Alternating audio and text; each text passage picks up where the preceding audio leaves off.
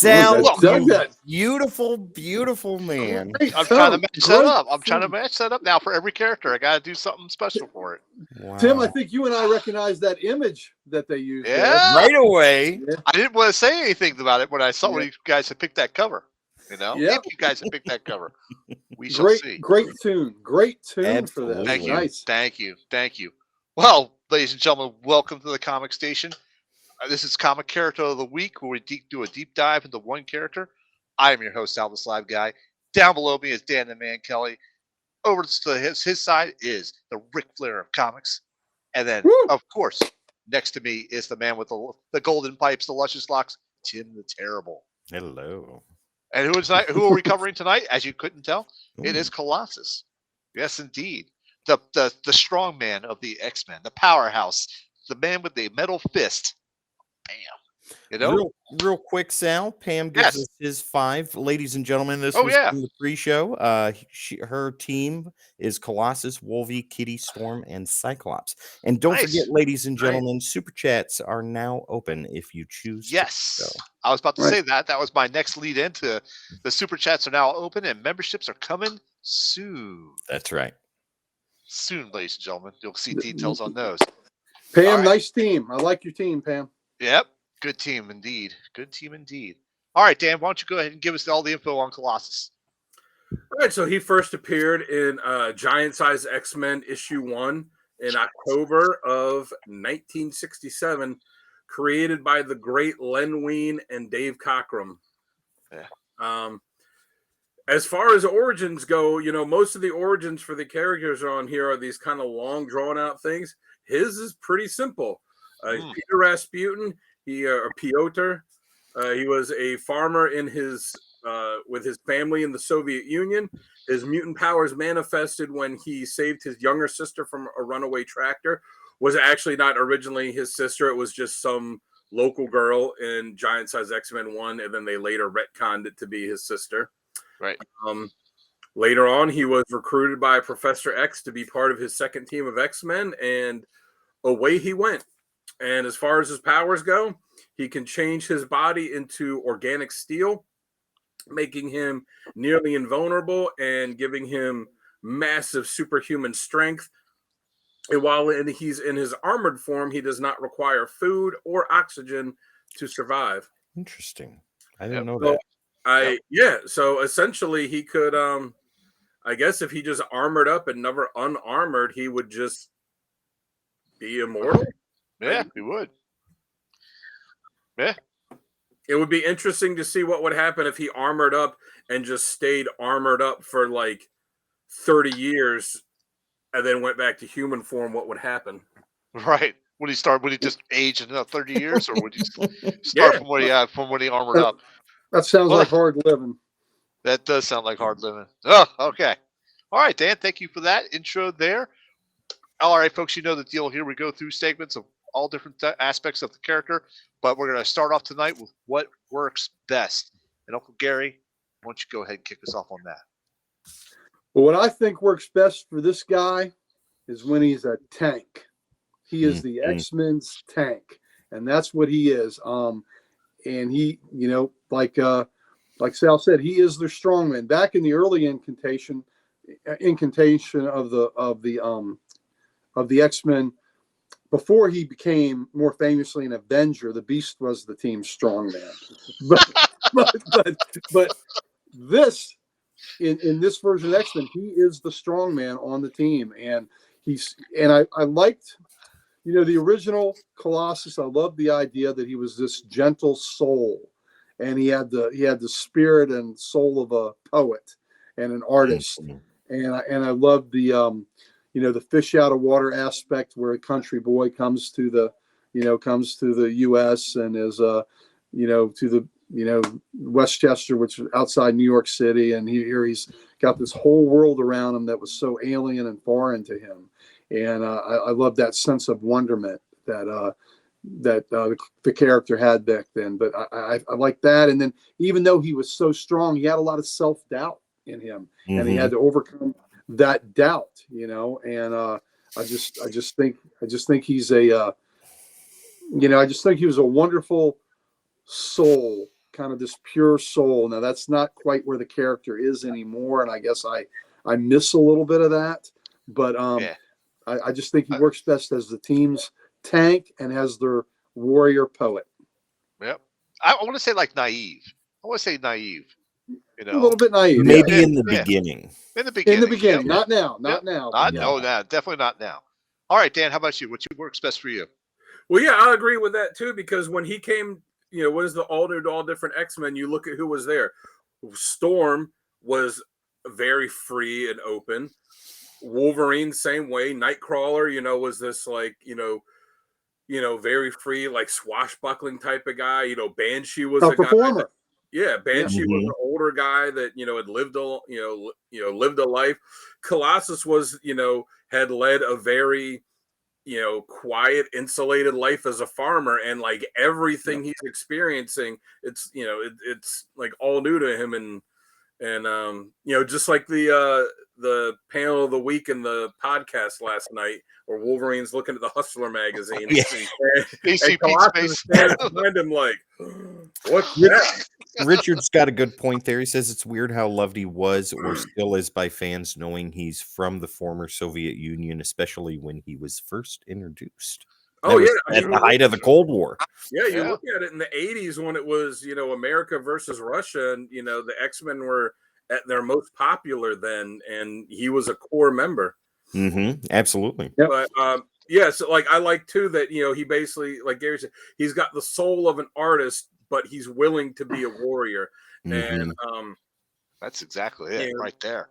Like he's willing to do whatever sacrifice he has to, whatever it takes to protect those closest to him. And I like how he's when he was younger, he's more innocent, but even now still, as he's gotten older and he's done a lot and seen a lot, he's still torn between his duty to the X-Men and his desire to just kind of go live a quiet, peaceful life, and be an artist and be a farmer, and and even though he is like you said, the strong man of the X-Men, he doesn't have any desire to go out like Wolverine does, to go out and fight, or even Nightcrawler, like I said, being like a swashbuckler or some of this. He doesn't have a desire to go out and do that. He does it because he feels like it's his duty to do it. But if given the option, he would much rather just go chill on a farm and paint some pictures and just and just live a life. He's more of a protector than a fighter. Yes, but when he gets pushed too far, as I know we will talk about later, when he gets pushed too far, and he can get pushed too far, it's not pretty what happens afterwards. You don't want to be on the other end of it. No. Yep, most definitely. No, Pam. Well, Pam's asking if Ileana isn't his sister in Giant Size X-Men 1. No, if you go back and look at Giant Size X-Men 1, he goes and he saves this. Should I get it off the shelf? No. Killing me, Gary. He goes and saves this girl from this tractor, but it wasn't Ileana. It was just like a random neighborhood girl, just a random girl in the town. And then when it shows him kind of meeting, and his parents meeting with Xavier, there's no Ileana there. It's just him and his parents. And it wasn't until much later on that they said, oh yeah, he's got a younger sister. And Claremont kind of retconned it and said, oh yeah, well, that's his sister that he saved from the tractor. But if you look at Giant Size X-Men 1, he saves this girl and then he gives her back to her parents that are not his parents. So, it was one of those things that was changed later on. Yep. Interesting. Okay. Very true. All right, Tim, why don't you go next, and I'll wrap up this segment. There was a DNA test done, and it figured things out. There you go. So what I think works best for Colossus, he is the heart and soul of the team. He is he's the gentle giant. Like you guys said, he's got the heart of a poet. He's a pacifist at heart. He does not want to fight. He does not want to cause destruction. He does not want to raise his fists in anger. But Dan, like you said, when he's been pushed too far, he becomes this immovable object that even the Juggernaut has to go toe to toe with. Yep. He is a protector at heart. He loves everything and everybody and Right. gives everybody the benefit of the doubt. The being naive was, I think, in the beginning, I agree. because he expected or just assumed that everybody was a good person, and he just couldn't fathom how some people could be bad, and it really messed with him at sometimes, I think. But later on, when events took place and happened that he had to move over to the other side of the spectrum, like with Magneto, and we'll talk about that later too.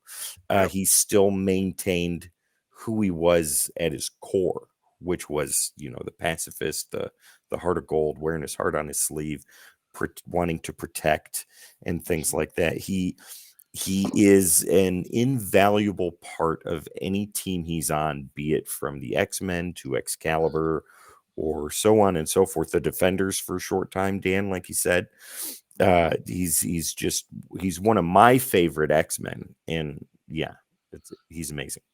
Okay, very good. So you guys hit every point that I was going to talk about. So just to kind of echo a couple of points, he is a protector. He is a gentle giant. He has the heart of a poet, but he will kick ass if he has to. Well, or like push that that far. scene in X2, X-Men United, when he Yeah. armored up and he So- looked at Wolverine and he's like, I can help you. And he says, help them. Oh Yeah. my God. When Yep. I was in the theater and that scene happened and you saw the guy, you saw go through the wall and then you see, because the way they did it where you saw him Yep. armoring up and he just looked, and he looks at me and goes, I can help you. I was like, do it. Dude, help him. Yeah. I was going to go off. I'm like, no. I want to see Colossus beat some ass. Yep. Yeah. Definitely. I really like it when he's had enough shit. He's like, I'm not taking it anymore. Yeah. It is time to open a can of whoop ass, and he will if he has to. I love the fastball special. Although I did not like the one in the X-Men movie where he kind of just picks Wolverine up and kind of like tosses him like that. That was kind of dumb. Yeah. I wanted to see the full on, hey, there you go. She-Hulk did a rendition of that too. We could talk about that later if you wanted to, but yeah, you guys hit all the points for that, and I think that covers it pretty much. Yep. Bougie had the same reaction as you, Dan, for that Colossus thing. Yep, definitely. All right, so let's go ahead. We're going to jump to our badass moments. And Tim, why don't you go ahead and kick us off with that one? Lord. You only can take 3 now, only 3, even though we got much more. So, badass moments. God, just take a lawn dart and throw it at any major X-Men storyline, and Also Colossus true. is a part of that. Yeah. During the Fall of Mutants, when he's in the sewer, right? I can't remember the character. It was Vortex, I think. Riptide. Yep. Shooting them blades, and Colossus is all armored up, and this is the point when he has had it. Yeah. And like some of the X-Men were down, they were killing Morlocks and stuff like that, and those blades are flying, and you just see this panel of him coming, and they're sticking all into him, and he's like, I've had it with you. I'm on my way. Nothing you can do can stop me, and once I get a hold of you, you're finished. And you just see that next panel where he goes like that and drops him. I was like, oh my God. Oh, it wasn't even just that. No, it was Harpoon that was throwing the okay. Yeah. That he killed. But yeah, and then what he looks at him and he says, and he's got that look on his face, and he just turns and looks, and it's like, you're next. And he looks at him and goes, because I wrote it down on here because this was one of mine. Yep, it's also one of mine. But he goes, Harpoon, make peace with your gods, little man. You are next. That was right. Oh shit! As a kid reading that, like reading all this stuff during Fall of Mutants and just seeing that, and you're like, motherfucker, Colossus is gonna rip shit right now. And that was he's gonna beat you. It's remember the line on Friday where Chris Tucker is like, who got your ass beat? Or whatever it was he said, like, that's it. It's like, Colossus is gonna mess you up. That has to be tops on my list. Yeah. And one that's not so much badass as it was, it took a lot for the character to do this. because like during the Fatal Attraction storyline when he left the X-Men, not necessarily badass, but for him, Colossus thought that he was making the necessary decision to switch sides and go with Magneto, and that just shows like how determined that man is, like when it comes to things, and I think that should be included in that. But that's what I got. I'll let you guys tell more. Why he did it too, because he had gotten a brain injury, so he couldn't change from his armored form. Yeah, he was permanently stuck. Yeah, Ileana had just died from the legacy virus. Yeah, there was a lot. Right. Well, you might as well be with Magneto since you're just not that helpful against him. Except for that one fight. But except one fight, which I'll go next on this because my badass moments I have this one. That was a great fight. That was a great fight. This is X-Men 113, and they're attacking Magneto in the volcano base that he's got. God, and Cyclops orders him to stay on the sidelines and in human form. But no, he jumps in there because at this point in the fight, Nightcrawler had hit Magneto with a bar or a pipe across the back of his helmet, and he was like dazed and confused, and that's when he jumped in and just started wailing on him. And Cyclops was pissed. He was like, I ordered him to stay on the sidelines in human form, but okay, he's fighting. Okay, we're going to go with it because he's kicking some ass. We'll just see how this plays out. And he does. He does kick some ass on that part. That was one of the greatest choreographed fights in comics. It was. That whole battle scene. And Cyclops, that's when Cyclops was at his best, coordinating a battle like that. Yeah. Right. Absolutely. So that's when Jamie became a huge fan of Cyclops. Very much. Jamie's always a huge fan of Cyclops. I remember Jamie telling us that he ordered the Cyclops robes that he wears around the house. That's great. He just kind of goes like that, He does that. Anyhow, moving on. So that fight with the where they're killing the Morlocks. I forget the name of them. The Marauders. The Marauders. Yeah, the Marauders. He was killing Riptide, and I actually saved the picture of this panel because it's that amazing. Yeah, and you're right, Dan. It's exactly how you said it. And all you see is actually just a dark silhouette and his eyes, and he's holding Riptide by his neck, and Riptide's all limp, like kind of like that, and he's just turning into like Harpoon. You are next, that type of thing. Badass moment for him right now. One of the other ones I have was his bar fight with Juggernaut in 183. And that, to lead it a little bit about the story, they're just back from Secret Wars, from that whole adventure in Secret Wars. Him and Kitty broke up because he told her about how much he loved this one girl from the Battle Planet, and he was explaining to how he was going on with his poet self. He was going on about his poet self. He's like, her beauty was amazing, blah blah blah. And she's like, he could find the words to talk about this woman here, but not about Kitty, who's been like the on romance or the let up romance that he's been having with her. Loving him since the beginning, since he got there. Exactly. And so they're at a bar. It's Wolverine, Nightcrawler, and him, and he's all like kind of depressed and upset, and Wolverine's pissed at him for breaking Kitty's heart. And he notices that Juggernaut's there in plain clothes, and he actually gets them to start a fight. And Peter the Cheater. They weren't really a couple. They were kind of they were on a break. Was he a cheater with his Peter? Oh my God. But I remember reading that Claremont was not happy that they did that with Colossus. Yeah. I wouldn't be either, because he took all those years to set up their romance. Yeah, he did. Claremont was not happy with the change, with them doing that. He's like, okay, but he's like, I have to incorporate in the story now. Like, I can't ignore that ignore it like it didn't happen. Yeah. Let's not forget that Claremont also wrote when he was trapped in the Savage Land. He was going. Go ahead.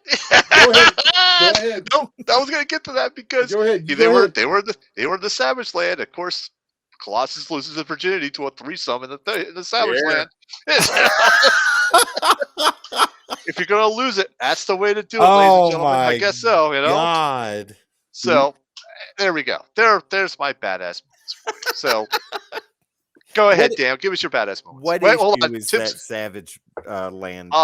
That is just after just after the volcano fight. Yeah, It's about 114, maybe 115. It went longer than that. It probably went from so 111 was 112 was the big fight. It was 113 was a big fight. 113 was the big fight, right? 112 was when they got their ass kicked by Magneto. Right. 113 was the big fight. 114 was where the Beast and Jean Grey. Well, you know why he wasn't there? Why wasn't he there for that fight? Because he was at Avengers Mansion, and that's why he came late in. And you know that's the reason. But they survived that, and they think the rest of them are dead. Pam, do not encourage these men. Yep. So, because Sauron is involved, but that was like a 3 or 4 issue arc. So I want to say from like 114 to 117, maybe. That sounds about right. That sounds about right. 119 is when we got Alpha Flight back. So I'm not 100% sure what 118 was. I'll check those out for purposes. But the scene with Colossus and the 2 girls, that was from one of the backup stories from classic X-Men. That's also right. That came from the classic. They enhanced it more, but it was it was a part of that original series where the 2 girls were hanging all over them. Right. But it was in classic X-Men that they actually were like, let's expand on this. The deal. Right. That was more of That was the Cinemax version. All right, Dan. Dan, give us your badass moments. So I had Uncanny X-Men 211 too, so we already covered that. You learn a lot on these shows, ladies and gentlemen, and I'm writing down everything I don't know. So I got 4 of them left. I'll run through them quick. So I got Uncanny X-Men 390 when he sacrificed himself. That's a good one. To cure the legacy virus. You know, he had lost his sister to it. His parents had already been killed. His brother was, all the shit with his brother. So it was, he didn't really have anyone left. And he had left and gone to Magneto, would come back to the team. Yeah. And Beast finally cured the legacy virus. But the only catch to it was that for the cure to work, it had to be a mutant had to inject it in themselves, and then they had to use their power, and then it would like put it out kind of, antibodies airborne. It would like put it out into, the antibodies into the air. The only catch was that whatever mutant did that, it would then kill them. So they were debating on like, well, what are we going to do with this? And he's like, I've got it. Like I could continue working, but we could there was all the debate for it. And Colossus was like, I've lost everyone. Like I'll make this sacrifice. Didn't he do it like on the sly? While they were discussing it, he just went and got it. Yeah. Did it. Yeah. They didn't know he was doing it. He just went and got it, stuck himself, armored up. He died. He saved all of mutantum from this virus that would have killed him, which is badass. It also was the point that I stopped buying X-Men for years because I was so pissed that they killed my favorite X-Men character. But it was it talks about, it goes to showing, the sacrifices he's willing to make to save others. On a side note, in the Legion of Superheroes, another metal hero, Pharaoh Lad, does the same thing with the bomb that's going to kill the Sun Eater. Why the Legion is discussing who should do it, and Superboy saying, "Well, I'm the one that should do it." Blah blah blah. Pharaoh Lad takes the bomb to the Sun Eater, kills himself and the Sun Eater. So it's pretty funny that pretty much the same scenario with another metal hero. You know? And when they did the Amalgam universe, those were the 2 characters that they combined to make the Amalgam character. Absolutely. I also got, real quick, Uncanny X-Men 542 when Colossus gained the powers of the Juggernaut. Oh, man. I mean, you talk about making the guy that's, unstoppable, even more unstoppable. And then the problem with the Juggernaut too is that, it gave him all that like extra rage too that he had to find a way to deal with. But for that was during the Fear Self storyline. That is correct. Yeah. And then Kane Marco was fighting against Cyttorak and took the powers of another whoever.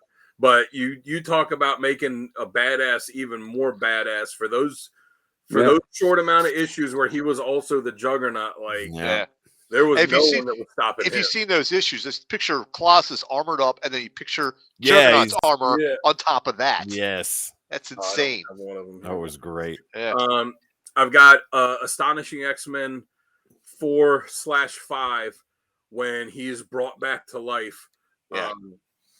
Kitty, they're on the X-Men are on this space station. They're figuring out what's going on, and she's like, well, there's got to be something hidden behind this door. And she gets she's being pursued by these aliens, and the door opens up, and it's Colossus that's there, and she just is like, oh my god. And he's just, you look at the image of him, it's such a badass drawing that John Cassidy did of him, and he just runs through her because she goes intangible, and it's such a cool picture where she's standing there and then he starts running and runs through her, and then he's off panel and she just has this shocked look on her face, and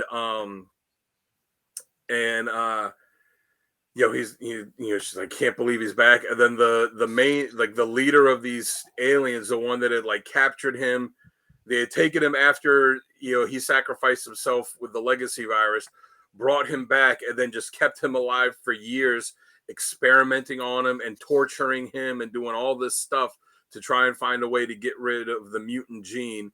And when he goes and finally fights this guy Ord, the next issue, it's Cyclops and Emma and Wolverine that are standing there getting ready to face off with Ord, and then you just see them get these looks on their face like, what the hell?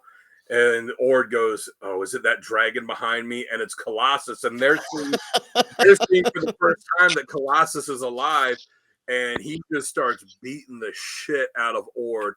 And, I forget what Ord says to him. He was like, you filled with something, or, he's like, oh, you're the one made of metal. He's like, no, I'm not that. I'm made of rage. And he just beats the brakes off of him. Oh, my God. Did you know awesome. Colossus was coming back in that storyline because you were so upset when they killed him off? Were you completely shocked when they brought him back in issue 5? I was. I stopped reading X-Men. I only started it back up again in Uncanny when Mark Silvestri did that like 3 or 4 issue arc when it was taking place in the future. And I was like, all right, I like Silvestri's art. This looks good. So I picked those up. And I started picking Astonishing up when it first came out, just because I was like, all right, well, John Cassidy, Joss Whedon, this looks pretty good. I didn't know that Colossus was being brought back. And if you remember at the time, they were afraid that it was going to leak that he did.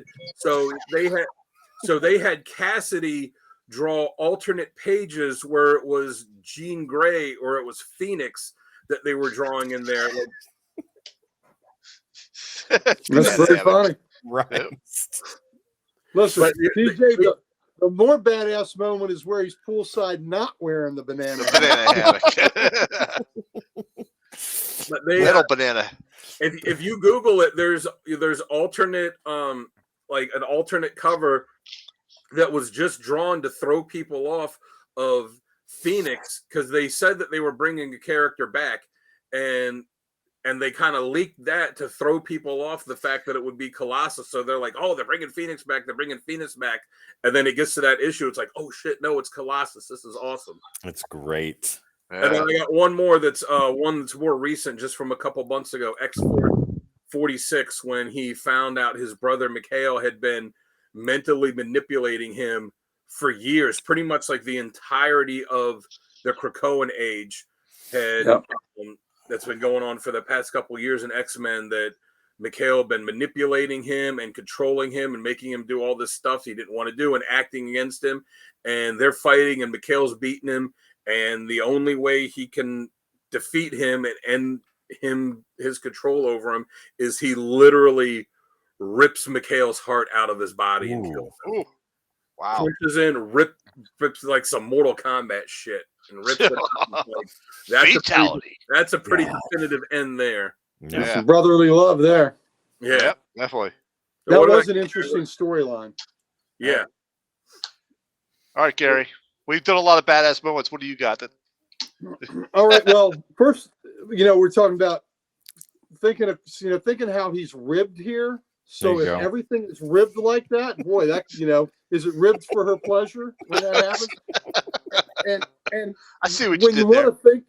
Yeah, see what I did there? And you want to think about a combination that could be really great for the grind is No. Polaris and Cyclops. Oh, I mean, Oh my God. that could be really intense using that magnetism to crack that metal even further. So there's just a whole lot, getting into the nuts and bolts of it, if you will. So there you go. All right. So, but I digress. What did you say about this? Isn't in the first minute, so we should be good, right? Well, buddy, we're almost an hour in, so we're well so past. we're good. We're good. Okay. Badass moments. Multiple. This is multiple. 2 words for you, baby. Fastball special. Yep. I was waiting for someone had to mention it. Always a badass moment. There's always a badass moment. Most especially in the aforementioned Astonishing X-Men #6. Yes, that was so good. Greatest. Yeah. When he throws him to the spaceship that's escaping, and Wolverine's ears are pinned back with the wind because he's thrown him so hard. He says, but it was up. Like, he goes, I am strong. yeah. When he was like, how's your arm feeling? I am strong. And then it's like a 2-page splash of him throwing him. It's so wow. Greatest fastball special. But yeah, so my badass moment encompasses many, but fastball special. Like has been previously mentioned, when he took the cure for the legacy virus, he sacrificed himself to save mutant kind, and he took that on him. He wasn't coerced, wasn't cajoled. He did it because, again, he is a protector, and he was protecting everybody else at the cost of his own life, and that's what he does. My last one is Uncanny X-Men 128, and he kills Proteus. Yeah. Yeah. I had that too, but I let it go. Yeah, Proteus. Well, see, that's good where we get a diversity of backgrounds. Proteus was warping reality, and of all people, I mean, that was messing up Wolverine big time. Yeah, it was. Because he relies on his senses, and he was pretty much damn near useless in this. And so Proteus, Cyclops has destroyed the shell of a body that he was in. That Proteus burns through the bodies, and at that point, I think it was in Maura McTaggart's ex-husband, and was burning. Which was the boy's father, the mutant's father, and he was burning through that shell of a body, and Cyclops just destroys it. And Proteus comes out in his pure form, and he'll go to the next most powerful thing, and it's Colossus, and he starts to take Colossus over. But before he can, he's in his metal form, which is something that was a weakness to Proteus, and he just starts tearing the essence, this energy essence apart, and destroys Proteus, and he has to kill, and that's not what he wants to do. It's the last thing he wants to do. In the Morlock, that was the first time he did it. He wanted to kill. Yeah, this was when he really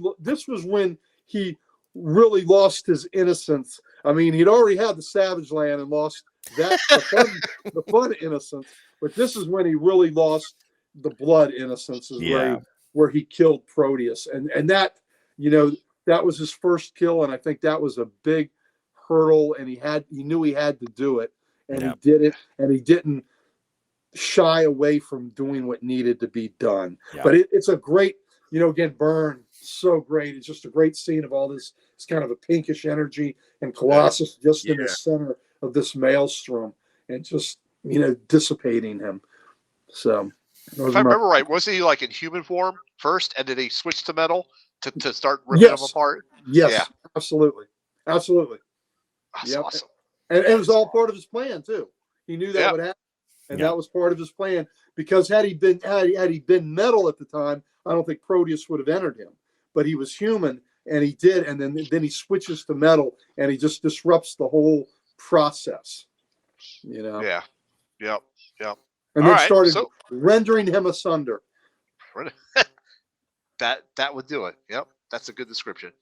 All right, for our next segment, we got now is critiques and criticisms, what we don't like about the character, and I'll let Dan go first on this one. So tell us what you don't like. We kind of mentioned it already earlier, the whole thing in Secret Wars where they had him cheat on Kitty. Mm-hmm. It's just something for him that was so out of character.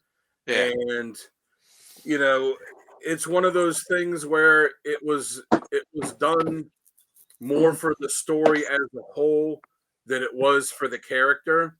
But because if you read, spoilers for a story that's 40 years or so old, he He's had a player. this connection with the girl because when the bomb he changes He's a player. the arm at the last minute, and he gets shredded, but she can save him, which kills her, and then he brings everybody back. But at the same time, like, they didn't really have to have him do Right. that, cheat on her. That was probably Shooter's call.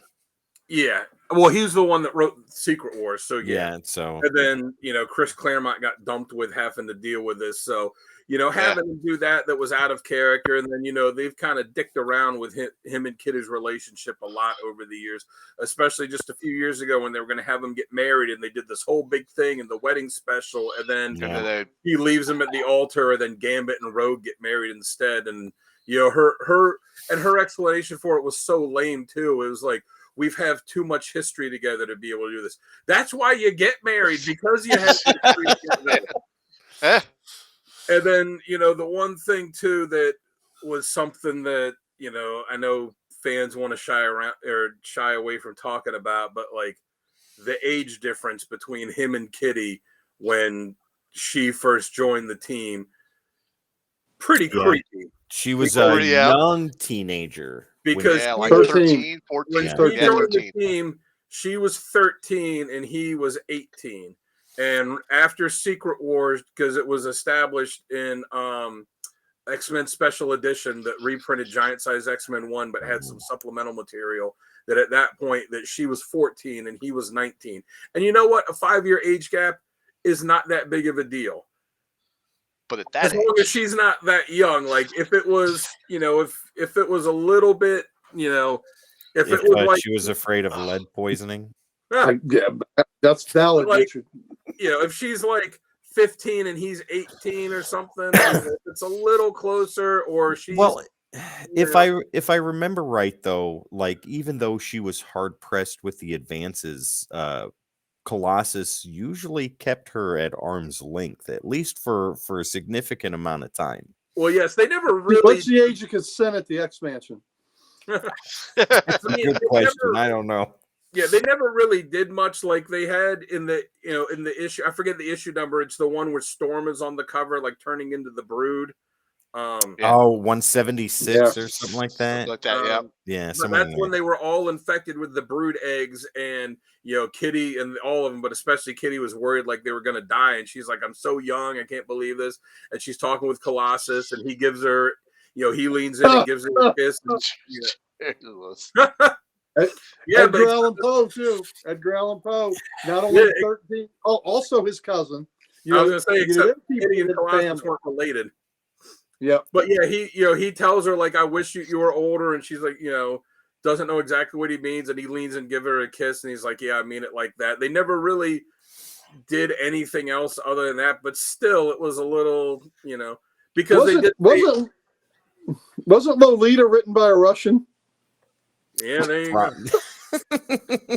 But they did, they did, Richard kind of has a good point. Wolverine's 200 years old, hitting on a teenage Jean Grey. I think Jean was in her 20s by the time Wolvie met her. Maybe early 20s. But either way, because they did say in Astonishing X-Men when he came back that when they like finally hooked up and they kind of said, we finally did this, and like they come down in the kitchen and Wolverine's sitting there eating cereal and like looks at her and then looks at him and goes, "About time." So they never really did anything until then, but still, like, you didn't have to make that much of an age gap between them, right? But other than that, that's really, that's really the only thing. Because like, when he went to the Acolytes, the guy was heartbroken. His whole family was gone. He had this brain injury. He was trapped in his armored form. Pedophile. He's a pedophile. My lord. When he when he's gone through some of his stuff recently, it's all because he's being manipulated. So good job. But yeah, that's it for me. Jesus. All right, Gary, how about you? Chat is unhinged tonight, ladies and gentlemen. Yes, it is. If you're not in the chat, ladies and gentlemen, you are missing out. Oh my God. Listen, old pedophile Pete here. Oh, I think that you hate when he breaks her heart, right? He breaks Kitty's heart. Yeah. He's an ass. But at some point, the character is written to be kind of jaded, and I don't, that's just not who the Colossus I fell in love with. Was not a jaded character. He was a character of hope and of sensitivity and goodness, and and listen, I know all the things they've done to him is going to make somebody jaded, and the fact that he's ripping out his brother's heart, that's not going to help things. But he's pissed off his brother had been manipulating him for years. But I just think that some of the innocence that has made this character so I guess lovable has been lost through the years. I'll give you an example. Like earlier, Tim said that Colossus was the heart and soul of the team. I kind of think Colossus is the heart of the team, but I think Nightcrawler is the soul of the team. And I get behind that. Yeah, and I think that one thing with everything that Nightcrawler has gone through, which includes like Colossus being killed, he's not lost that innate goodness of his soul and who he is. I think somewhere down the line, Colossus has kind of lost that bit of goodness in him and kind of that innocence, and that poetic sense. And maybe I'm just being a little nostalgic on it, but I just feel like I like that version of Pete a little more, where he's more of a protector. His human skin has become as thick as his armor. Oh, that's a great analogy. Absolutely. Yeah. Absolutely. Yeah. I just miss something with that the character, there's just not, there's just a gentleness that is to this artist who is also a warrior. I believe we've lost that part of the character, and that kind of saddens me a little bit. And maybe I'm wrong. I mean, you fellas can tell me if I'm wrong on this. I certainly would accept different opinions. No, he's definitely done that, but I also feel like it's not just something that they just changed overnight. Like it's there's been reasons. Yeah. Absolutely, there have been reasons. I just enjoy that version of the character a little bit better, and that also makes it more. When that version of the character does what he did to Proteus, it makes it more, it makes it more impactful. Yeah. I agree. All right, so I'll chime in here with this part. Echo what Gary said here. I think I like the earlier versions of him. I don't think he would be the type of character to break Kitty's heart, and it's not his character. Even with all the tribulations and stuff that he's gone through, I still want him to have that hope that he could do a peaceful resolution to things before opening up the can of whoop ass, and I wish they had kept that, and they haven't. So overall, that's how I feel about it. You know what it's almost like? It's like when you see somebody, a young, bright-eyed kid that, like, especially, years ago, like around World War I, World War II, when they enlist in the army and they're like full of hope. I'm going to go save the world and fight the bad guy and and be the hero. And then they go through the war and then they come home and they're kind of broken and they're not quite the person that they were before. And they don't have that little glint in their eye anymore. Like it's almost like that. Yeah, that's very true, Dan. I go ahead. No, Gary. I was going to say that's absolutely right. But sometimes that's a hard dose of reality, and sometimes we love this medium because it's not 100% reality. But what Dan said is 100% real world stuff. Yeah. But but I don't know, somehow in a way the innocence. Again, if they could have held on to that part, just they've done it with Nightcrawler. They've been able to still write him that way, where the soul is still that really good soul, but they haven't found the way to quite do that with Colossus. But what Dan is saying is absolutely 100% real world stuff. But sometimes in this escapism that we love, maybe we don't have to be so real world. Right. And they can't put him back to the naive kid that he was. No. No, but the goodness, the innate goodness is what. But they could, right, and they could write that back. Do that. They could, it could easily do that now that he's broken free from Mikhail's control. And the X-Men are where they are, and they're getting ready to start all these new teams. They could easily have him kind of do some reflection and go back to painting, which he hasn't really done in a while, and go back and start, realizing the mistakes he's made over the years and work to be that, that more hopeful person again. Yeah. I agree too. All right, Tim, what you got? So the thing that I think works least with him is when writers don't know what to do with him. I see that a lot too.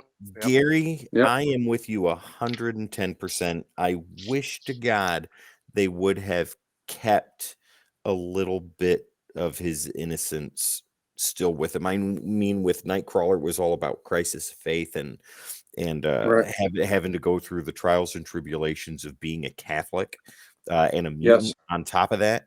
While looking like a demon. Exactly. Absolutely. And with Colossus, and he still remains a character of faith. Yeah, exactly. And the same thing with Matt Murdock too. He's a devout Catholic in a world full of gods and mysticism and all of that stuff. But with Colossus with Colossus, I loved that about his character, that and I'm going to parrot a lot of what you said, Gary, about that gentleness and just that goodness, that part of him that just was unable to be tainted, and they took it away. And Dan, like you said, the glint in his eye is gone now, and it's him with the 1,000-yard stare. He's seen all these things, and he's been a part of these traumatic and stressful events. And though the goodness may still be there, he's more reserved now. He's kind of in the background. Richard, I think other writers just saw him as the strong guy. That's exactly correct. They wanted to showcase his strength and ignore his character, which I think is why he was put on Excalibur. There was no reason for him to be put over there. They just needed him somewhere. So over there he goes. And on X-Force, I haven't read X-Force yet, but seeing him on the Outlaw team, there's got to be a good reason for that. If there's not, then why the hell put him on a team like that? Especially a team that does the things that mutants need done when mutants can't do it legally, right? Big Marv, that's always a killer, like they're taking his life away. Yeah, exactly. So when they do stuff like that, like when writers just don't know what to do with him, he's a strong guy, he turns into metal, just stick him in the front and let him run through walls. He's not the fucking Kool-Aid man. I mean, if any character, especially with the X-Men, if any character deserved to have that, happy Hollywood poetic ending, like walk off into the sunset, like needs to be married to Kitty Pryde. That needs to happen. If they haven't done it already, why? What's the reason for that? The same thing with ruining Peter Parker's life. Yes, give Colossus, Kitty Pryde. All hail Zeb Wells. You know what? And if they're dead set on not being Kitty, you know what? There's lots of women in the sea. Like, he deserves to have some kind of happiness. And it feels like the thing with this character, in the past many, like going back to the 90s, it's like, oh, he has a little bit of happiness. Let's yank it away from him. Like, let's kill his sister. Let's bring her back, but let's kill his parents, Let's make his sister evil and let's make him hate everything. And here's his brother, and his brother's like this, major asshole, and let's break him up. And Richard, come on. Let's make that go viral on X, formerly known as Twitter, ladies and gentlemen. I don't think so. Maps suck. Richard didn't complete. He didn't complete his thought. It was maps suck now that they're gone. There we go. Maps suck now that they're gone. Yep. Ladies and gentlemen. But that's my final thought on that. All right. Richard, thank you guys. This is going to be right there. He's on Team Tim. All right, we can't stop you from being on the losing team. That's fine. We can't stop you if you want to be on the losing team. We ain't losing, buddy. That builds character. That builds character. That is Bill's character. That's right. I've been rooting for the Washington/Commanders for 25 years, and I've built a lot of character. I've been a Lions fan since I came out of the womb. We finally made it to the end of the playoffs after 40 years. So, yeah, we have patience. All right, Richard. All right, folks, let's move on to top covers, and we'll kick off with mine first. All right, let me catch up to you here. Top covers, yeah, come on, top covers. Top covers for Sal. There we go, right, ladies and there gentlemen. we go. Oh, there we go. Let's start off with nobody wants to astonishing get number iron 5. fisted. Is it that kind of show? That's what it is, baby. We're ready for the part. Get ready for the exam. Oh my god. So yeah, astonishing X-Men number 5. Artist was John Cassidy on this one. No, I'm sorry. Yeah, he was the cover artist for this one, and that's just. I don't know. That was just awesome. He's just punching through the logo like that, and very cool. Very cool. Was that a variant or was that the regular cover? I think that's the regular cover. Yeah, that is the regular cover. All right. Nice. So up next, I'll do the variant next, and that is Astonishing X-Men number 23C. Yeah, and that's all the way over there on the right. And that cover artist is. Actually is John Cassidy again. The cover colorist though was Laura Martin. This is when they were not doing variant covers like mad. Yeah. And you got maybe 2 variants. Yeah, so this was the C cover. So yeah, this is the 3, this is 3. Yeah. But Tim is right. This is back when the variant covers were not 16 or 17 different covers now like they have. Yeah. How many Venoms do you have, Sal? Just one. I only buy one copy. That's Dan, help me out here. Yeah, Dan will agree with some zeros to that. Add a lot of zeros to that one. Yep. Yeah, he's got one per every for every foot that he walks in his house. There's always a copy of Venom within arm's reach of him. That's maybe true, but we're not going to talk about that. All right. We're not talking about that. We're talking about top covers here. So my middle one there is X-Men 507. That's a great one. It's the battle damage type of thing. His costume is messed up. Michael Harbour says he's got some covers for you. Very good. That's my best friend, Mike. Thanks for joining. Yeah. Yes, Sal. Sal, you made him spend money, buddy. I know. So Gary, give him my phone number so he could text me and we could talk about what he's. Ladies and gentlemen, these illicit conversations live on air. You are watching history, and make sure you give my phone number, okay? All right, so, buddy, I like this one with battle damage. The one it's who drew this one? I got this one right here. I don't know. Pencil art, Harry Dodson. Yep. Yeah. And the inker was Rachel Dodson. Oh, so nice. Very good. What a coincidence! I like the battle damage. I like the smoke coming off of him. He's got the mean look on his face.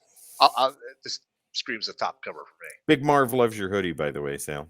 Thank you, Big Marv. That's my, for Colossus. That's my that costume he's wearing there is my favorite one that he has. Where he actually has full pants, isn't wearing these like hammocks, underwear, and wrestler skivvies. Yeah. If I was going to say something I didn't like about the character, it would be the banana hammock. Yeah, he's got the full pants, but he still has the there's no sleeves, so you still get to see the guns. Up. Yep, see the guns. It's an Uncle Gary special. Got to see the guns. There you go. That's right. All right, Tim. Tim, show us your baby. Top. Tim, show us yours. All right. So, ladies and gentlemen, take a peek at this. This is some pure 90s goodness along with something recent. Hey, look at that X-Force number 24. Yes, that looks familiar. Fantastic. So let's go ahead and go with that first. I don't know who the artist is, but it is glorious and beautiful. Sal, when you showed that as a template. Joshua Cassera. God, okay, there we go. That is so good. I love the modern look of Colossus. I think it looks great. Yeah, the beard and even the change with the belt that looks wonderful too. Yep. Gorgeous cover. Right in the center, Uncanny X-Men. That is John Romita Jr. at some of his best. Yeah. And this is getting to the point where Colossus is getting ready to transition from being on the X-Men all the way to heading over with Magneto and all that stuff, and it's great. I love this cover because it shows just how much rage is bottled up inside him. And it's taking Bishop and Iceman to hold him back, and it's just beautiful. So and then that was Richard loves the beard. Yeah. One. Oh yeah. That's the issue right before Ileana dies, because she dies in 303. Yeah. Right. Exactly. Yeah. This was when I was reading X-Men monthly, and I loved every bit of it. Fatal Attractions was a jaw-dropping story for me, and we'll talk about that later. But the cover on the left is the self-titled X-Men. That is issue 19.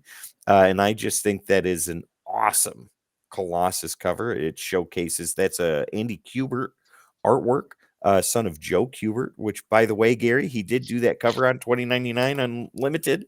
There you go. Yes, he did. That was a great cover. You're right. Yeah, issue number 9.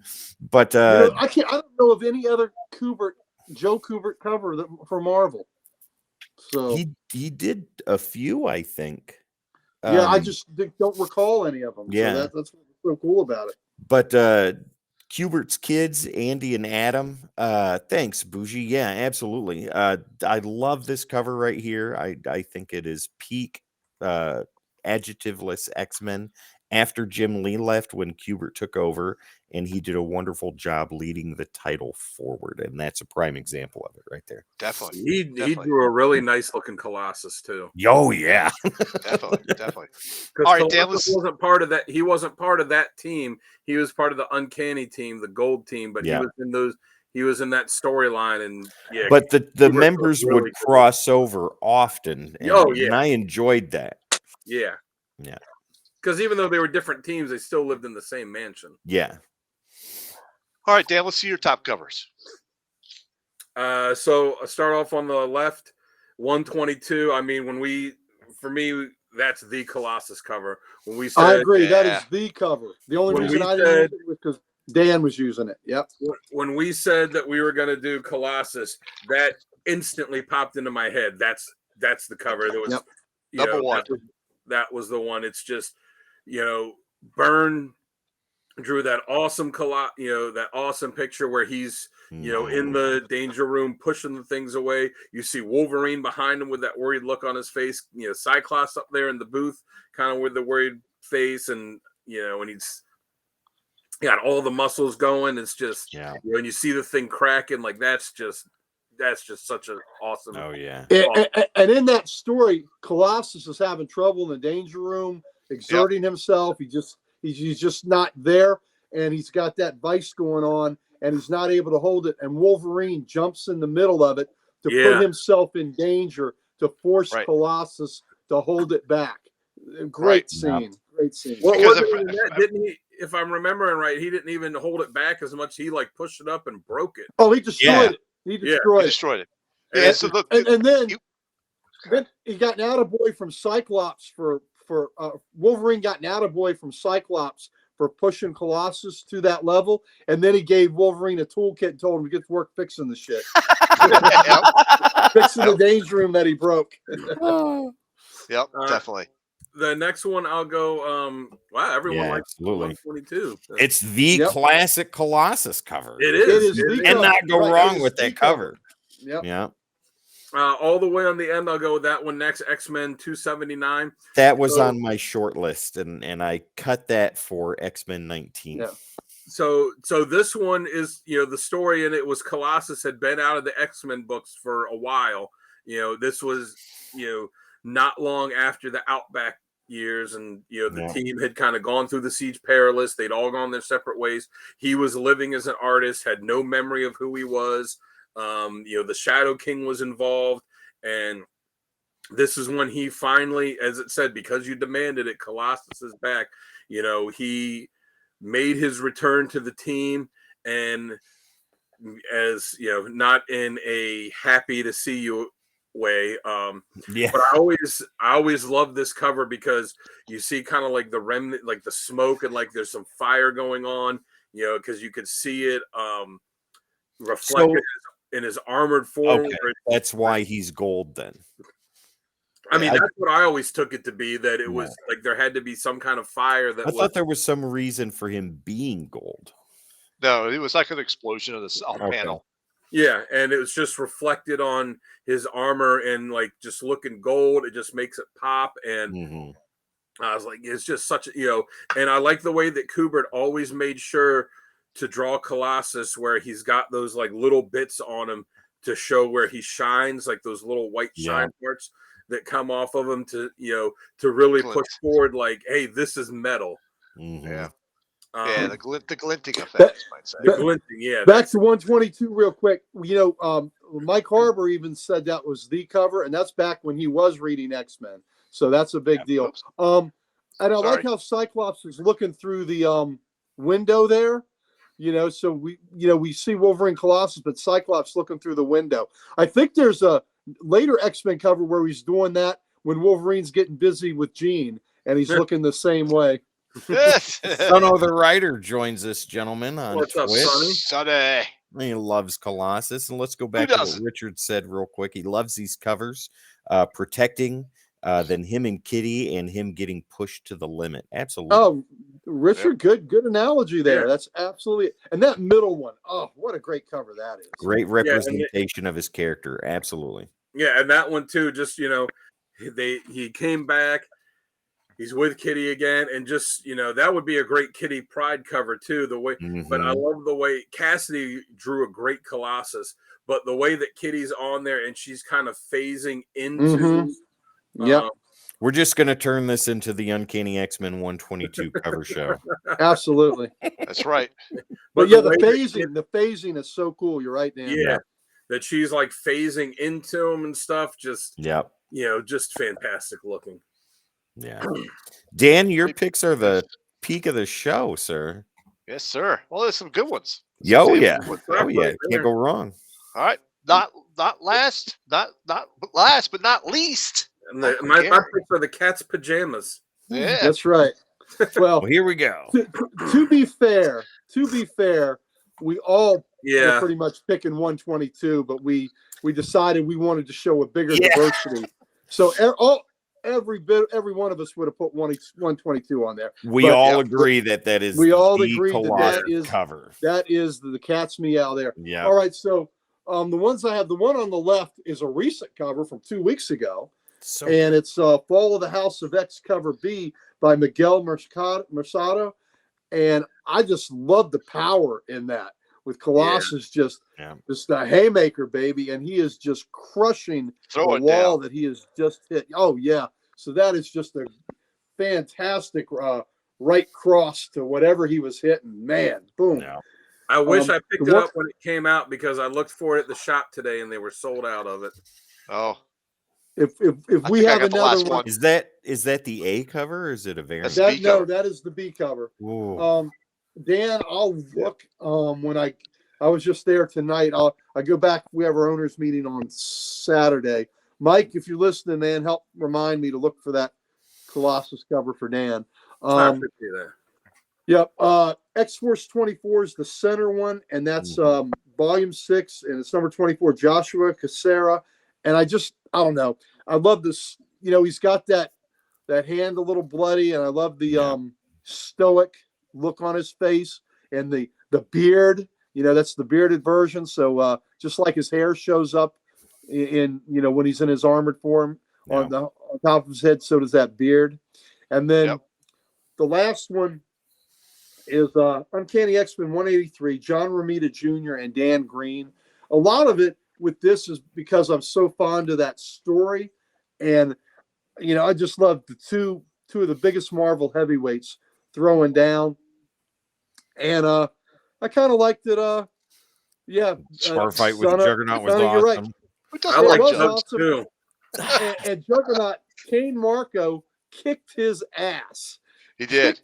Ass. He picked up a whole bar and slammed it with him. Slammed it on Colossus. And what you see in the background, Nightcrawler and Wolverine were with him. Nightcrawler's like, oh shit. And Wolverine's just sitting back, enjoying the show. Enjoying the show. Enjoying the show that he instigated. Yeah. And And I loved it. And he wanted Pete to get taught a lesson for being such a dick to Kitty. And then I love at the end, Marco goes to Wolverine like, "You got a problem? Or you want some of this?" And Wolverine's like, "No, I'm good." So it looks like 122 and 183 are the top covers of this episode. Yep. Well, yep. That's great. I think 183 is just because it's the story that goes with it, and like I said, Wolverine tells Marco no, and the other cool thing was Marco tells Wolverine, "Tell the kid he's got a lot of heart." Yeah. Pam makes a good point. Wolverine totally let Juggernaut kick Peter's ass. He did. He actually held back. He started it, and then he held back Nightcrawler because Nightcrawler wanted to jump in, and he's like, "No, let him hash it out. Let him hash it out. Let this happen. Let him hash it out." And then I think at the end, Juggernaut pays for the damage that's been done to the bar. He does. he does. But I like at the end he says, "Tell the kid he's got a lot of heart." Wow. Well, there's also that great cover to 102 where it's Colossus and Juggernaut fighting when they're in the castle. Oh, yes. That's a good one, too. That's part of my stories there, too. Bougie's got a good point here. 183 is a good picture of a slugfest between two tanks. Absolutely. I've said it a lot before. I'm not a big fan of Romita's artwork, but these are the type of characters that his artwork is best on. Like big, boxy, bulky characters. This is at the time when Romita was really starting to explode onto the scene too, because he was doing Uncanny X-Men, then he moved to Daredevil, moved and did Spider-Man and all that other stuff. Well, the other thing about this cover is look at the story it tells with the body language of all four characters in it. The body language is fantastic on all four of them in the remnants of the bar that's just being totally trashed. Wolverine's just leaned back just watching. Is he holding a beer, I think, or something? Yeah. God. Yeah. Classic. Yeah. All right. So this goes ahead and brings us to that's a good segue, because this brings us to our sponsor of the night, and Uncle Gary. Why don't you go ahead and talk about that? Our sponsor of the night. Well, who is our sponsor of the night? Maybe it's Comic Logic. There we and go. Mike Horowitz on the stream here is my best friend and one of my fellow co-owners. We are in Ashburn, Virginia. We got the address down there. You please come see us. We've got a lot of reasons for you to come see us. Besides seeing me and Mike's pretty mug every Wednesday, picking up our books and getting that 4-color ink in our bloodstreams, you can come to our events that we have coming up. We have our anniversary, our 9th anniversary on April the 20th. So please come see us then. We also have our big May the 4th celebration. That's May the 4th, Star Wars Day, and it's Free Comic Book Day. Yeah. And because of those two great things have intersected, we're having Mr. Brendan Wayne, who is the actor that plays the Mandalorian when the helmet is on. That's Brendan Wayne doing the acting. He will be at our shop signing. So please come there for that. And then at May 19th, a couple weeks after that, on a Sunday, we have our Spring Lot Con, which is where we turn our parking lot into a mini Comic Con. So we'll have comic dealers, we'll have toys there, we'll have local authors that are friends of the shop, local artists that are friends of the shop. Dan and Sal came down with their families for our Fall Lot Con, and they enjoyed themselves. So please come down. It's family friendly. We'd love to see you. If you are, there you go. Don't just see Uncle Gary in person. You come see Mr. Mike Harbor in person, because it takes a hell of a man to put up with me all the time and be my best friend. So you come see that man. Last time we went, it was around Halloween, and Gary was walking around dressed like David S. Pumpkins. Yeah. David S. Pumpkins. I was rocking that pumpkin suit, buddy. You were. All right. All right. So before we jump into the next segment, I just want to give a quick shout to Jamie, who jumped in the chat there. Don't forget, you can actually go within the super chat now and join us in the super chat.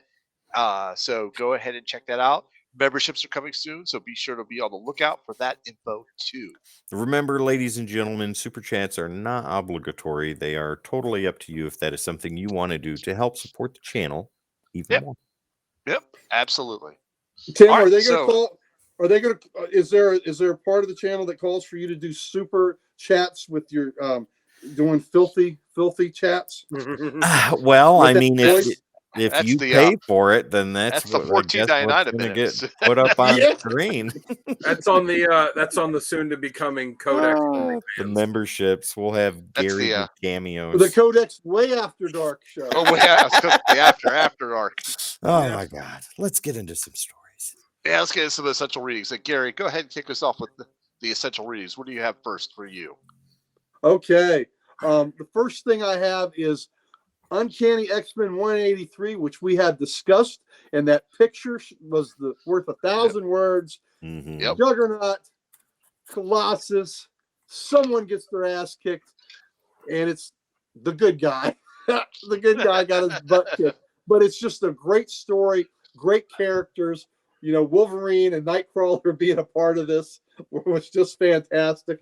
And I got to read that issue again. Oh, yeah. Sometimes even the best among us need to have a reality check. And Ken Marco gave him a reality check and a chin check all in the same motion. So it was just a great issue, and loved it. Also had X-Men number 390. And these are both volume ones where he took the legacy virus and he took that sacrifice onto himself. Code XXX. Richard, you are absolutely right, my friend.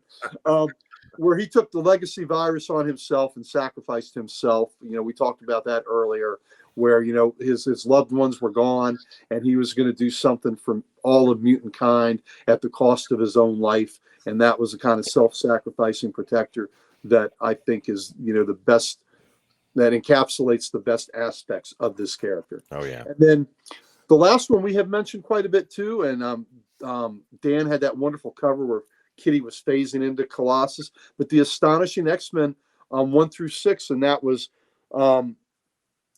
Josh Whedon and John Cassidy's run. The other two runs, the X-Men 390 was Scott Lobdell, Sal LaRocca, and the 193 was Chris Claremont wrote it. John Romita Jr., Dan Green did the art chores on that. But the Astonishing X-Men by Whedon and Cassidy, the art in is phenomenal.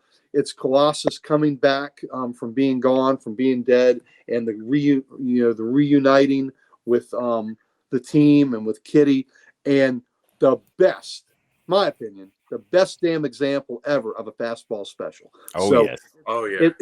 It's just got some really great moments. And interesting enough, this book just came out in one of the new modern, this 1 through 12 of the Astonishing X-Men just came out in one of the newer Marvel Epic collections within the past 2 weeks. Nice. We have it on the shelf at Comic Logic.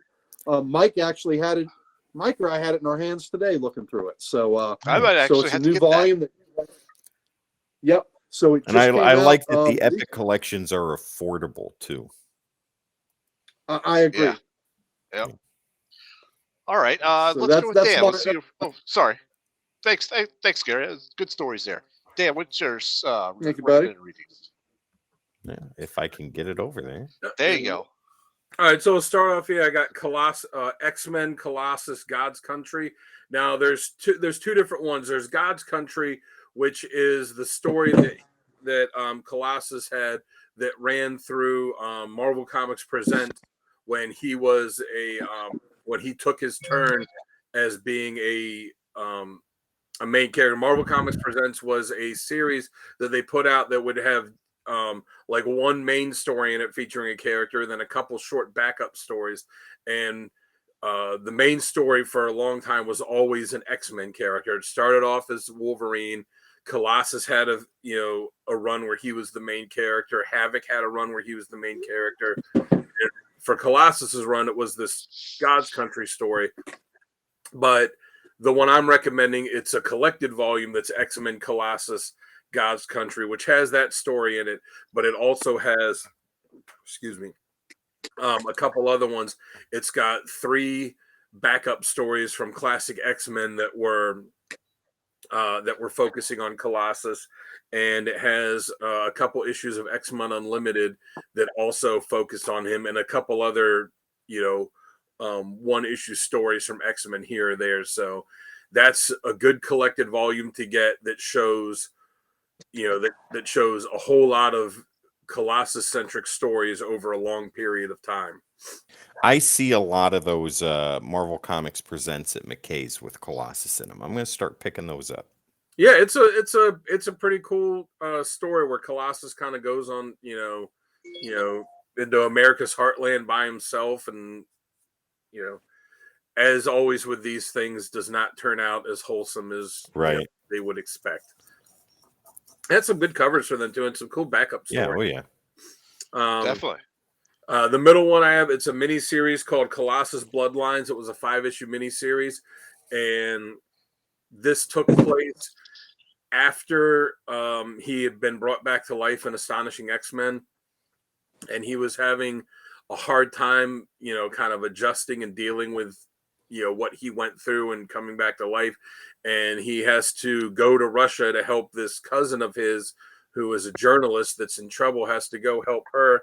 And then she uncovers that like all of these people are being killed all over the place and all around Russia. And she's done digging and found that all of them are like distant relatives of him, and found that they are all distant relatives descended from the same person, the famous Russian Rasputin, who Colossus is, a descendant of, and deals with that with him, and Mr. Sinister's involved, and it's just a really cool story, putting the focus solely on Colossus and him having to overcome this this plot from Sinister and Rasputin.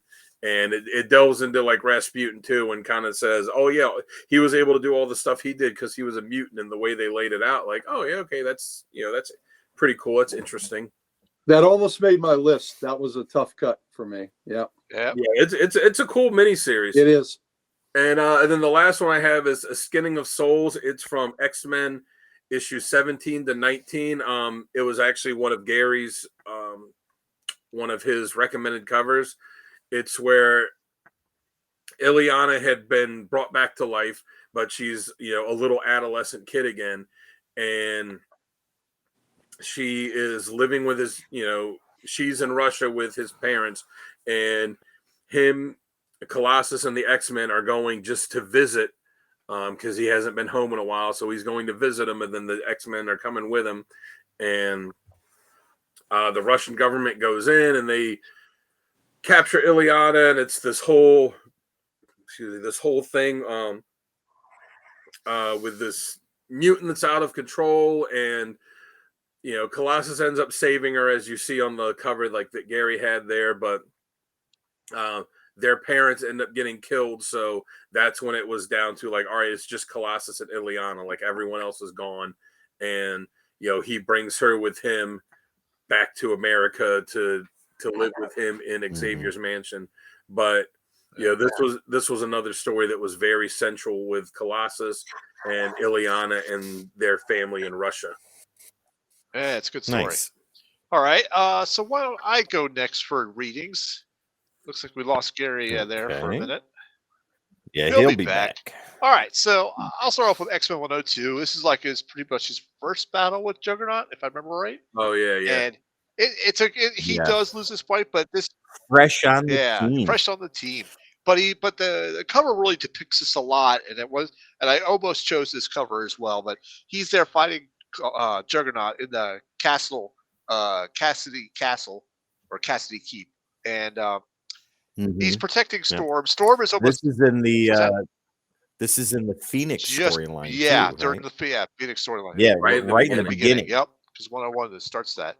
So Storm is kind of like cowering because I believe she's either she's very claustrophobic at this one point, and she's had some type of traumatic incident just before there, and so he's like stepping in to protect her as well. That's why I kind of like that story. You can read this separately, but it's probably best to read the whole Phoenix saga to see the total story for that. My next one up is, of course, X-Men number 390. This is where he sacrifices himself for curing the legacy virus. So the guys touched on this. I can't really expand on this anymore. So Yeah, we've talked about that Yeah. at length. We have. So my last one here is X-Men number 160. This is Shoots and Ladders. This is a Chris Claremont deal, and so There he yeah, is. there he is. He's back now. Thank There you. he is back. There we are. There we are. So don't worry, Gary. You're next. You're next. So this kind of story kind of like shows how protective he is of his family in Ileana, and Mhm. she gets threatened much more by the demon Belisco that runs Limbo, and his horde of demons are looking for her, and they're he has to fight them off with his ex buddies as well. And so X-Men number 160 is a great, I guess I want to say a great supernatural issue, you might say, because it has to do with Blisco and the demons and his protection of his sister. So that's why I like this one. Yep, very good. All right, Uncle Gary, let's have your recommended readings, and then we'll wrap that up with Tim. We did mine. We did mine. Oh, you did mine? Okay, then Tim. That's right, Tim. Then let's have yours. I'm sorry. So enjoy Gary's There for you a go. second, Just for a ladies and second there. gentlemen. And now It's twice as My nice. apologies. Okay. My apologies, Gary. I didn't realize you already went. Okay, so right down at the bottom, Dan has talked about this at length. We all have talked about this at length. The Cassidy and Whedon Astonishing X-Men Volume 3. Ladies and gentlemen, that is definitely worth the read. The first couple of storylines, it's absolutely fantastic. Like I said, we've talked about it pretty much since the beginning of the show, so I don't think much more needs to be said about that. Yeah. It is some of the best X-Men story that you'll ever read. Right there in the center, let's go with his first appearance, Giant Size X-Men number 1, where he comes in along with a bunch of other characters. I mean, Wolverine joins the team. You get introduced to Storm and Nightcrawler. Banshee joins the team.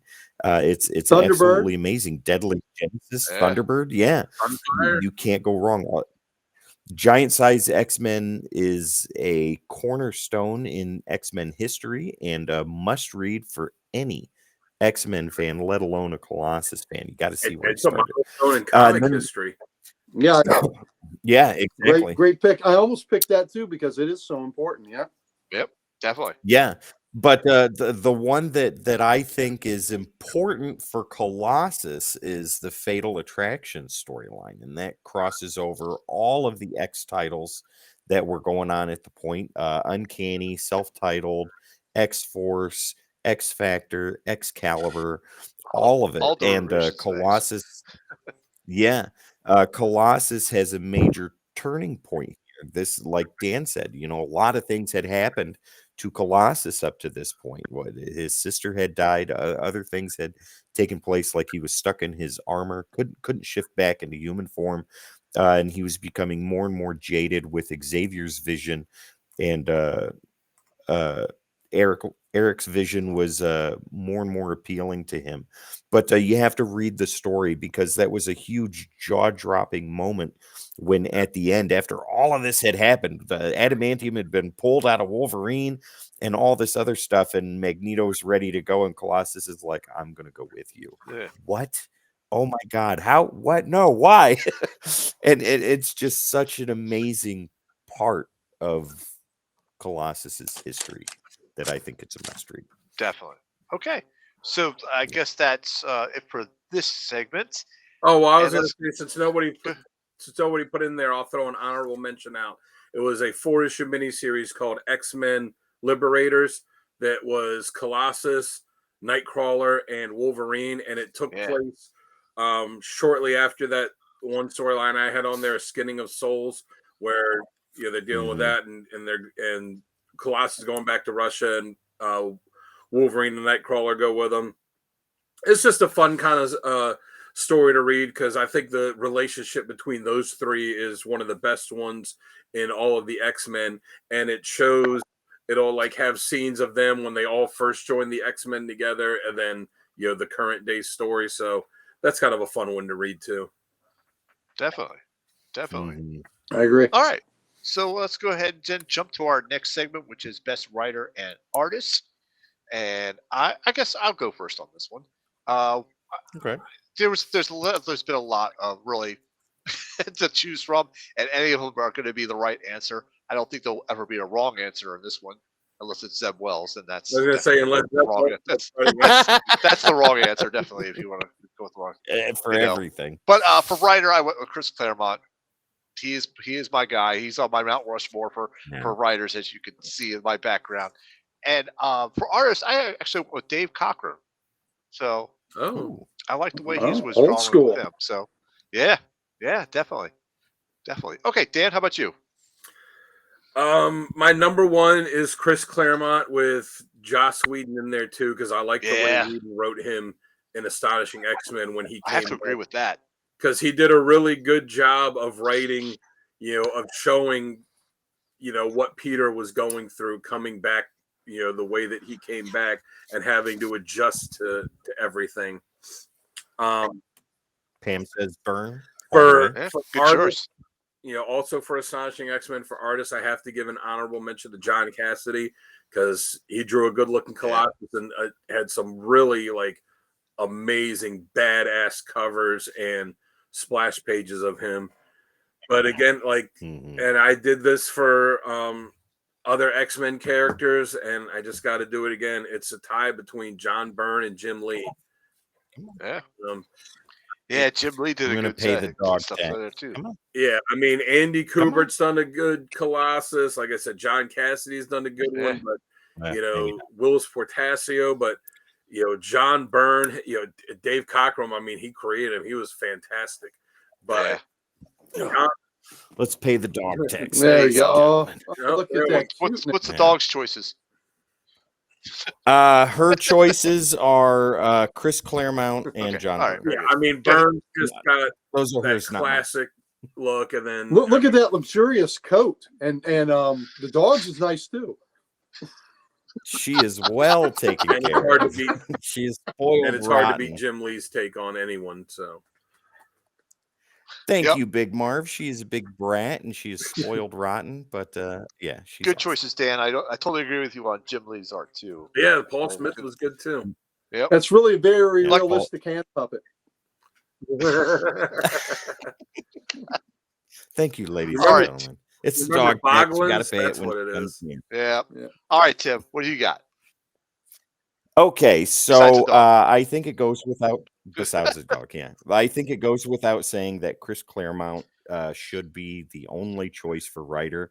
However, I'm going to throw a curveball to you guys, and I think with this gentleman's work on The Question, I think he would be awesome to write a Colossus story, and that would be Denny O'Neil. Wow. Okay, very good. Yeah, I think that if he were still around, I think that would be a fantastic story. Tim, Denny O'Neil would be great to write any story. Yeah, exactly. I agree with that 100%. But the work he did on The Question leads me to believe that he's the answer. He wrote yes. If he wrote a 4 to 6 issue Colossus story and pair it with Andy Kubert's artwork, it would be fantastic. I think what do good is take the Mad Ghost team, take Jeff Johns and Gary Frank. I'd love to see them do a Colossus story. But they could too. So those are my choices. Claremont is the obvious, but Denny O'Neil is my wish list with Andy Kubert. Nice that. Like that. All right, Uncle Gary, what you got? Well, I think we gotta.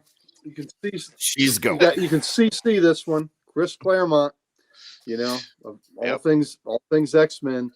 It begins. It begins with him, especially of the new X-Men era, and what Chris Claremont did with those characters. And we have to give Len Wein a great shout out for Giant Size X-Men 1 was him. But Chris Claremont, where he took those characters, what he did with this team was just phenomenal. And I have to go as much, and again, like y'all, I want to give a shout out to what Joss Whedon did on that run. That was so good. And what John Cassidy did on that run. And love to Dave Cockrum, but it's John Byrne for me. It's absolutely John Byrne. That Claremont Byrne run is easily within the top 5 all-time runs of any comic at any time. Yeah. Byrne established what Colossus should look like. Yeah. Oh yeah. So Awesome. those are choices. guys. Awesome Nice. choices. Awesome covers. Awesome readings. Awesome badass moments, guys. This has been a great episode. Mhm. So I think we can Yeah. wrap this up. If anybody has any last minute thoughts, Dan, I know you always have one. I Go got ahead. a little trivia question for you. Shoot. So in the badass moments, Gary mentioned the fastball special, and we've all talked about how badass it is. Yep. Do you know what issue it was when Colossus and Wolverine I do. had the fastball special? First time I know this. No. They didn't call it the fastball special. They did. Yeah, they did. They did. But I thought That I didn't remember, but I know when it happened. It was an Go ahead. anniversary issue. Wolverine even referred to it. He said, "All right, let's do that thing we practice in the danger room." In the danger room. Yep. It was an anniversary issue, if that helps. Thanks, TJ and Richard. Yep, Absolutely. Ooh, I can't remember the issue number, but go ahead. Would be interesting. Before you give the answer, Michael says he wants an X-Men story by Garth Ennis. Oh, God, that'd be something bloody. else. Yeah. Yeah, and he also says, "Great show. Thank you, Michael, for sticking Thanks, around." Mike. See Absolutely. you, brother. Big Marv. And Big Marv says, "Never disappoint on great Thank you. content." Now, Pam gives an answer. I'm not going to put it up until we get an answer, but I don't know what it is. No, I can't think of it. It's an anniversary issue. I know that. I can't think of what it is. Okay, if my recollection is right, it should be 100. That is correct. Okay. And for bonus point, Pam said do 102. you remember what or who Colossus was throwing Wolverine at? And 100. Eric the Red? No, it was not. I was just going to say that. Red. I don't remember that. Let me see if I see No, the cover. I see the cover. Maybe I'll remember. Black Tom Nope, Cassidy. not Black Tom. Shoot, then I have no clue. It was the cover when it was the current X-Men and versus the robot. Facing It was a Clash cover. It was a Clash cover. Yep. But they weren't the real old X-Men. They were like robots done by Arcade or something like I that. have no idea. Oh, he threw him at Xavier. He threw him at the Xavier, right? No, because he knew. You were so passionate like, about that answer, Sal. I have it because Wolverine's senses kicked in. He's like, "Oh, I know this is not so and so. This is not Charles Xavier, whoever it was." And he just listen. He was that. afraid. He was afraid that Alpha Flight was going to come and get him, so he was throwing him to the Canadian border. Richard, yes, that is the exact answer. He threw him at number one fan. He threw him at Zeb Wells. He threw him at Hulk 180 to get him back into that. Oh my God! Threw him back to Hulk 180. What's the answer, he Dan? threw him at Angel or the robot Angel. Robot Angel. Is that the one he trashed we go. because his senses told him it wasn't the real one? Yeah, it was when they were fighting all the but Colossus got knocked into a wall or something. And Wolverine was there, and he's like, "All right, come on, get up." He's like, "All right, let's practice that. Just like we practiced in the danger room, the fastball special." And then he throws him at Angel. Remember that special thing you do where you palm my ass? Could you do that again? That's what She-Hulk said. That's what She-Hulk said. She's like, through the fastball special Wolverine. She's like, you got a tight butt. He's like, we don't talk about that. Oh, yeah. We don't talk about like that with the fastball special. There you go, TJ. Hulk 180, baby. That's for you. Absolutely. Hulk 180. That's the end all be all books. Nice. Right on. Perfect bookend for a great episode. Indeed. Well, thank you guys. Thank you. Whose pick was this? This was my pick. Okay, good pick. Nice pick. Yeah. Thank you. Thank you very much. Appreciate that. Thank you to everybody in the chat. You guys have been amazing in the chat. Thank you so much for participating. And thank you guys for all the info that you've given tonight. It's been awesome. So I hope everybody has a 9.8 day. I hope everyone has a Hulk 180 day. See you, TJ. And we will catch you next week. I can't hit end until I hear it. Make sure you don't have any gaping holes going on. Oh, because Colossus will tear you a new one. I hope so. By Lord. Yes, he will.